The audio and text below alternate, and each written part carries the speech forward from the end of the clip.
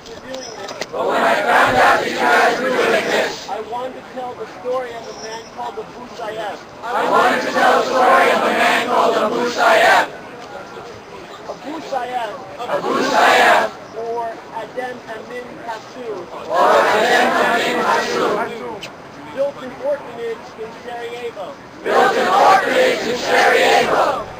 The labor he contracted to build the orphanage The labor he contracted to build the orphanage was a union that during the time of the Balkan conflict was also a militia. that during the time of the Balkan conflict was also a militia.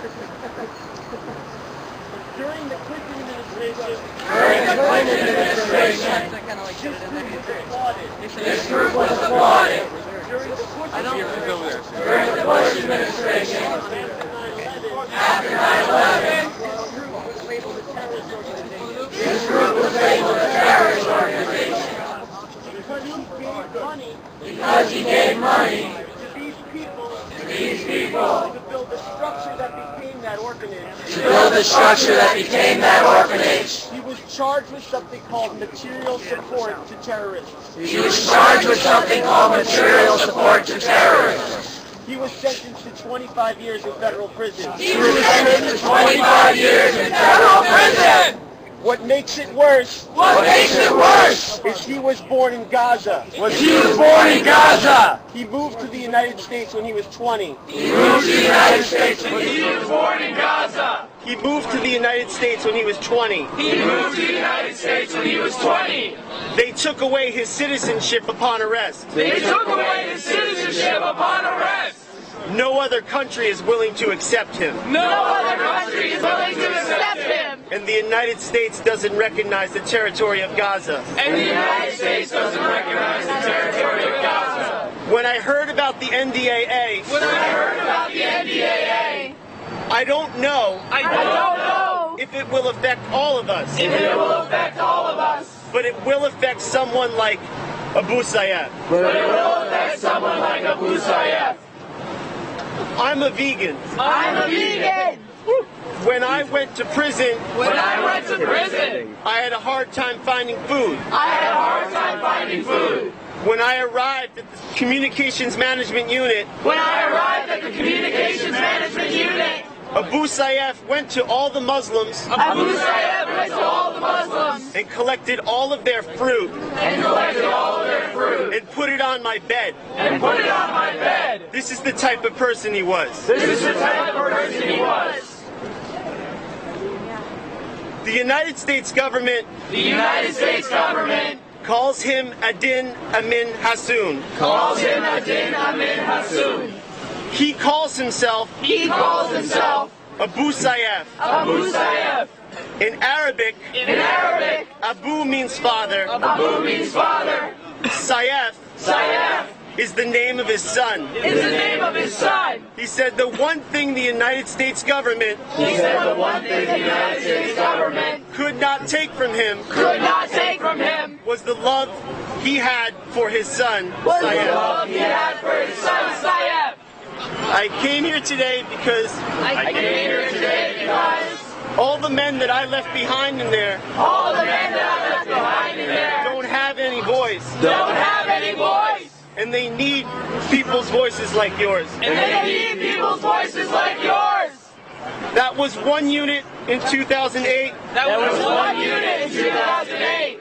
There is now a second in Indiana There is now a second in Indiana and a third for women. and a third for women in Texas. A lot of these people A lot of these people are not violent defenders. are not violent offenders. They're getting caught up They're getting caught up in overbroad in overbroad and ambiguous and ambiguous legislation. legislation. If we want If we want to legislate to legislate against terrorism, against terrorism, we owe it to ourselves we owe it to ourselves to be very specific. to be very specific.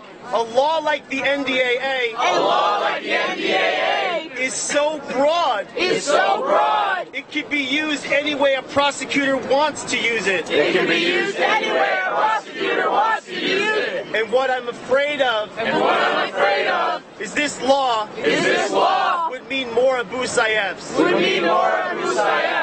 And I just thank you for doing what you're doing. Thank you. Thank you so much. Write him letters. Write the prisoners letters. Yeah, you can write them letters. You can write them letters. I wrote an article on the Huffington Post about Abu Sayyaf. His address is posted there. Write him a letter or send him a card. Thank you. Thank you so much. The address is there if you want to post it. I will put it Show me what democracy looks like. This is what democracy looks like. Show me what democracy looks like. This is what democracy looks like.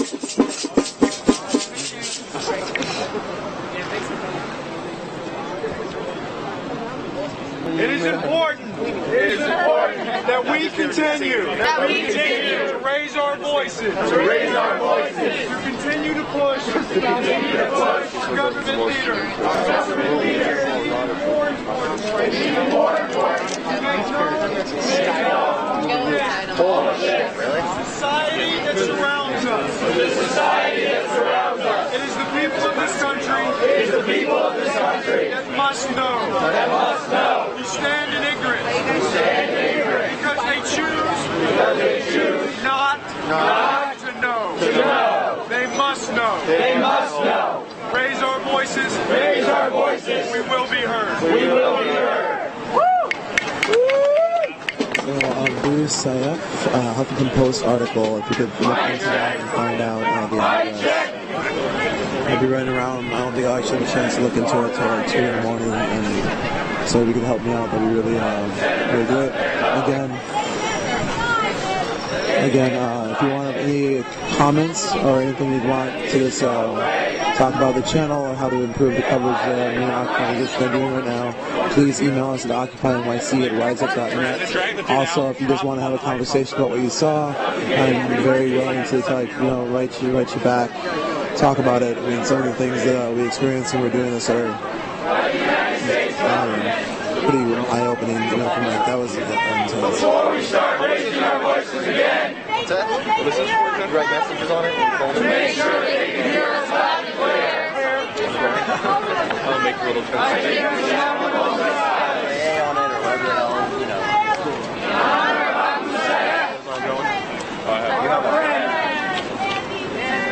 You have what? Marking the thing? All respect. There's going to be a moment of silence being called right now.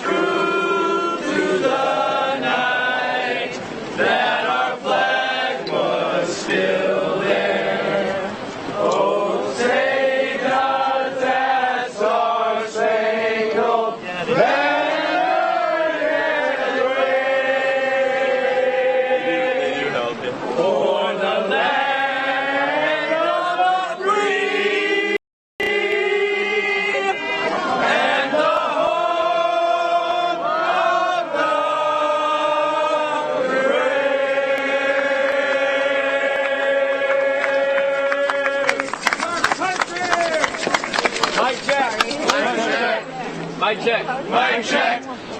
I want to thank Andy I want to thank Andy and all of you. for being here. I'm really new at this. I'm really new at this. Here, let it out. Pardon the stammering. What Andy said before. Not affect all of us. Is true. However, Is true, however. I'd like to quote Solomon Burke. If one of us is chained, If one of us is chained, none of us are free. none of us are free. That's all. Thank you. Thank you. If one of us is chained, If one of us is chained, none of us are free. none of us are free. If one of us is chained, If one of us is chained, none of us are free. then none of us are free. If one of us is chained, If one of us is chained, then none of us are free. Then none of us are free. If one of us is chained, then none of us are free. If one of us is chained, then none of us are free. If one of us are chained, then none of us are free. If one of us is chained, then none of us are free. If one of us is chained, then none of us are free. If one of us is chained, then none of us are free. If one of us is chained, then none of us are free. Mic check. Mic check. I just want to say I just want to say that the powers that be that the powers that be think they have power, think they have power, but what they really have but what they really have is weakness is weakness and fear. and fear. Fear of us and of all people around the world. Fear of us and of all people around the world. Power. True power and freedom True power and freedom comes from comes from a gathering of people in public space a gathering of people in public space to hash out common concerns to hash out common concerns and express real liberty. and express real liberty. That is us today. That is us today. We are truly powerful We are truly powerful in our numbers in our numbers and in our hearts, and in our hearts, and we are truly free. and we are truly free. No matter what totalitarian legislation No matter what totalitarian legislation these fascists these fascists think they can pass over us. think they can pass over us. Solidarity. Solidarity. One struggle, one fight. We will not give up our rights. One struggle, one fight. We will not give up our rights. One struggle, one fight. We will not give up our rights. One struggle, one fight. We will not give up our rights. One struggle, one fight. We will not give up our rights. One struggle, one fight. We will not give up our rights. One struggle, one fight. We will not give up our rights. One struggle, one fight. We will not give up our rights. One struggle, one fight. We will not give up our rights. One struggle, one fight. We will not give up our rights. One struggle, one fight. We will not give up our rights. One struggle, one fight. We will not give up our rights. One struggle, one fight. We will not give up our rights. One struggle, one fight. We will not give up our rights. One struggle, one fight. We will not give up our rights. Mic check. Mic check. Mic check. Mic check. Mic check. I have spent Most of my adult life of my adult life as a teacher. as a teacher. And the interesting thing And the interesting thing is it's become harder is it's become harder to answer questions to answer that questions children have children have in the classroom. in the classroom. What I've noticed What I've noticed in New York City in New York City that initially after after 9/11 9/11 there was there was a genuine building of community building of community that the government that the government exploited exploited and turned into uber patriotism patriotism and turned that into a $1 trillion war into a $1 trillion war that has essentially that has essentially killed thousands and thousands of people killed thousands and thousands of people Millions. throughout the Middle East throughout the Middle East while putting a lot of United States putting a lot of United States soldiers soldiers at risk at risk essentially for oil profits. And it's also interesting that urban police have become militarized steadily all over the country since 9/11. And it's also very difficult to have moral authority in the world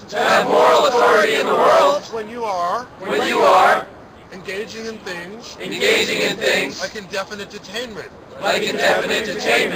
And those questions about the hypocrisy of having Guantanamo outside the U.S. border so it's not subjected to U.S. law are questions I was routinely asked by junior high school students because they saw the hypocrisy clearly. Now, with the NDAA, it seems we're muddying the waters even further. And it becomes really difficult for teachers who teach government or civics to have any way to convince young people to have faith in their country. Because the press seems to no longer have any interest in reporting. They answer to their corporate interests. And the truth is obscured behind a failing economy and a real concerted effort to make us more knowledgeable about pop culture trivia than what's really going on. It's disturbing to me that students can tell you play by play what happens on American Idol. But they have no idea what's happening in Washington, Albany, or even the city council, or Napoleon Bloomberg, and things that affect their daily lives. So I don't know what the answer to that is. But I'm a teacher who 4 months ago had never been arrested for anything, never explored the joys of urban camping, and now I've been arrested 3 times. At the hands of a police force that I once defended as having done such an admirable job. I still think they did. At 9/11. And I'm really dismayed at what they've become. And I imagine they were honest when they sat down at dinner. They're not too thrilled about it either. I don't know how you defend your children. That you arrest people for upholding constitutional rights.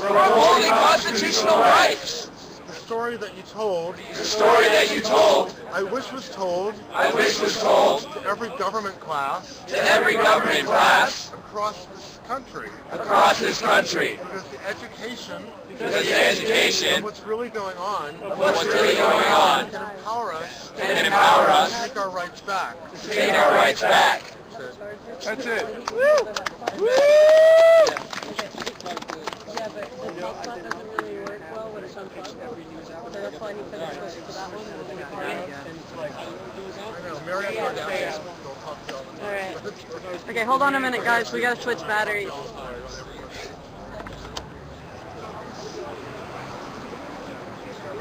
Where did... Okay. Alright, I think somebody, maybe Nick, told y'all that we were going to be streaming, so, yeah, here's me and Eric. There you go. And now we're going to have to go down for, like, a minute or something just to change batteries, and, or hotspots, something. Okay. You need to give it, like, I think it's like 30 seconds before you shut it down, because it hasn't delayed.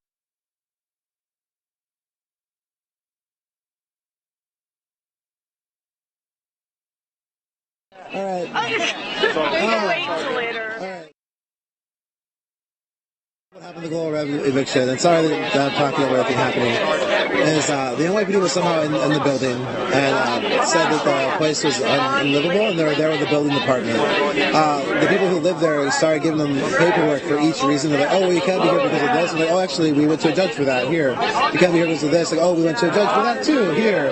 And basically had all the paperwork, and they're finally like, oh, okay. And then they called in the fire department. The fire department was like, oh, we inspected this place 2 months ago. It's fine. And they called in the fire chief. He came in, and they're like, yeah, it looks fine to me. And they're like trying. That seemed, from what I heard, again, this is all secondhand. It seemed like they were really trying hard to find a reason. And then the fire chief looked up at the ceiling and was like, oh wait, there's no sprinklers in the hallway. Oh, it's unsafe. please. This is unsafe. You have to vacate. And they're like, oh, okay. So basically, they're told that it's unlivable space, but they I think I'm not sure the specifics after what happened after that. They're told to leave. They did stream from there last night, saying they technically have 30 days, so they have to leave because they can't just be kicked out instantaneously because that's illegal. I'm not sure the specifics again, but that's what happened. It just seemed like they were trying really hard to find a reason, and they finally found one. And their plan is just to install a sprinkler system, and so they're like literally up today. But just like last night, they were doing their best to get them out. That's horrible. Every single holy teacher has been going through the exact same tyranny and pushed through the exact same tyranny that all of us are fighting against. And this is a writing from a special translator of holy writing. He writes, the divine prophets have revealed in founded religion. They have laid down certain laws and heavenly principles for the guidance of mankind. The very things we're fighting for, compassion, equality, taking care of your needs. Heaven was pioneered by the Holy Spirit. They have taught and propagated the knowledge of God, or the source, whatever name you want it.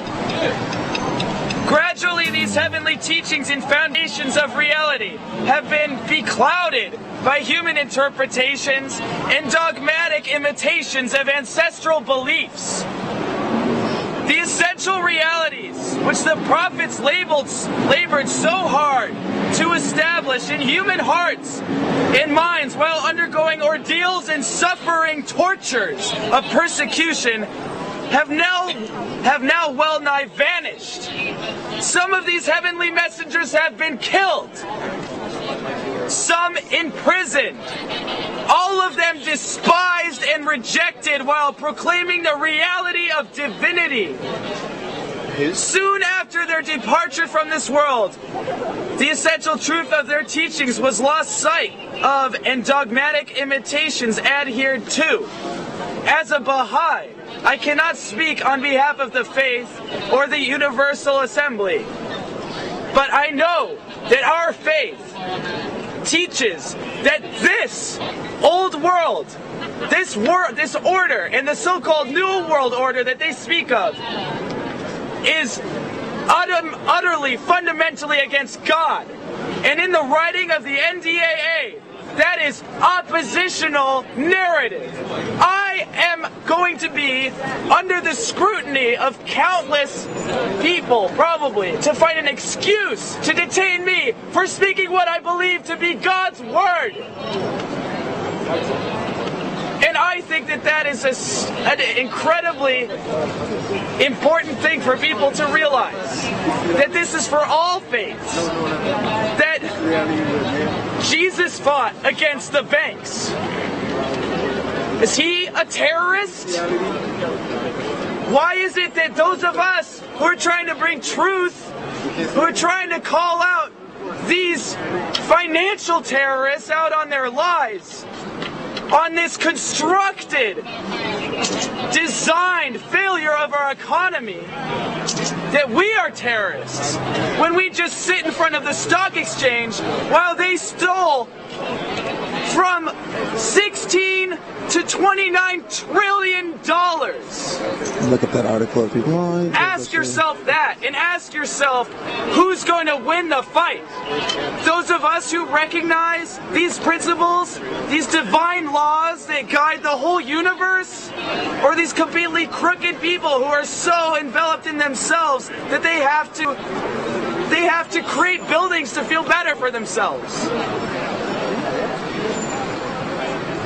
I feel that we need to recognize that the freedom of religion is fundamentally, for me, for many people, being attacked.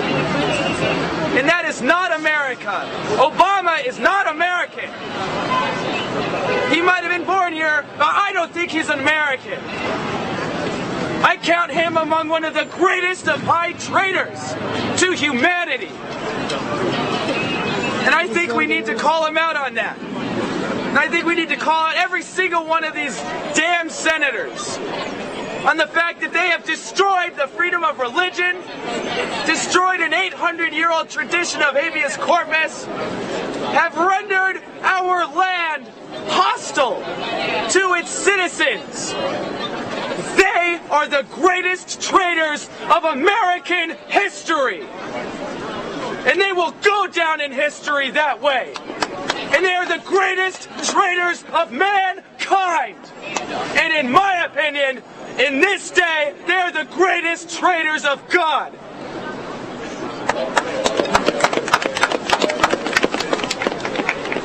We want some cornbread or soup or cookies. I'm still trying. I see this group was formed Is there a letter?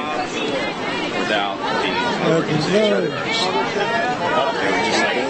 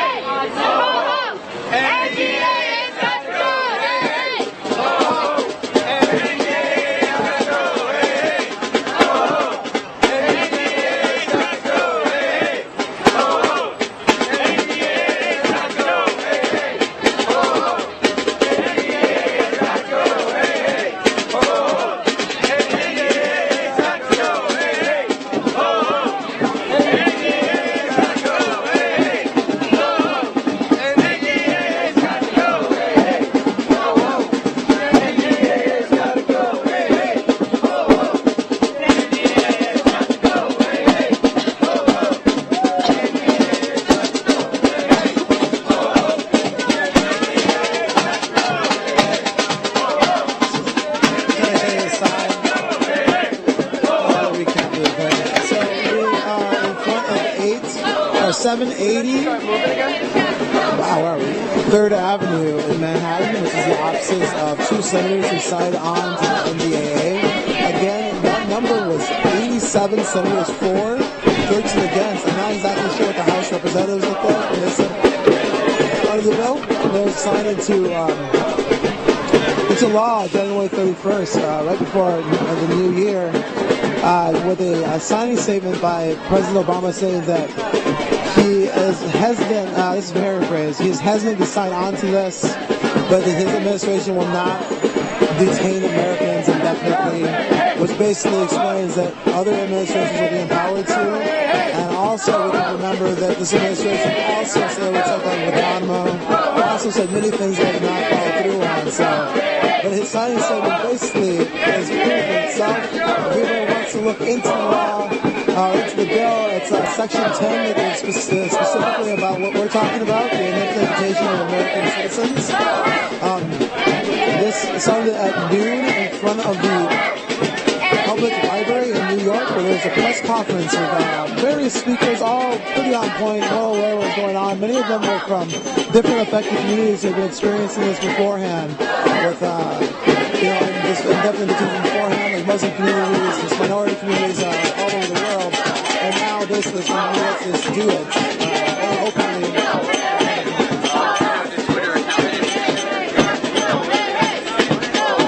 Anybody tweet at me the Twitter account name was Schumer? Someone was asking.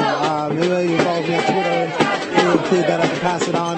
We regardless, there's about 7 speakers. One NLG lawyer made a suggestion to form some sort of action in front of the Supreme Court nationwide, saying that the only way this could be overturned is Supreme Court action, saying it was unconstitutional. And the only way that they would do that was if the political climate changed.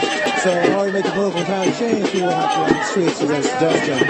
After that, we marched to this building. They have been basically it's trying to raise awareness. There are people handing out flyers with information on it. And as far as I know, this will be going on for a little bit longer. And then at 5 p.m. we'll reconvene for a flash mob in Grand Central Station. 5 p.m. sharp. That's where we're at.